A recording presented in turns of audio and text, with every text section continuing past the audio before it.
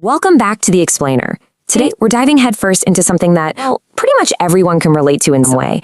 The seriously complex, often totally hidden world of dynamics. Specifically, we're talking about that classic in-law relationship. You know, we spend so much time talking broadly, but we rarely get to see the actual nuts and bolts of conflict and resolution laid out as clearly as they are in today's source material. We're going to break down exactly how a house that was literally on the brink of falling apart managed to completely rewire its internal dynamic. Times, the biggest family battles are not with anger. I want you to keep that thought right in the back of your mind as we go through this. It's basically the entire thesis of our story today. We're heading down to Texas to look at three people: Emily, her husband Michael, and Michael's mother Margaret. Now, this story starts off just like so many do, with all the optimism of a fresh start. But man, it very quickly spirals into a really intense battle of wills. Moving into section 1, a dream meets reality. This is where the fairy tale collides with everyday life.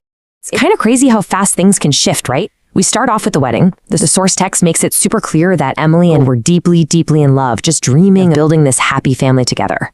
But then, right at the next step, we hit the catalyst. Emily moves into Michael's family home, which means she's officially living with his mother, Margaret.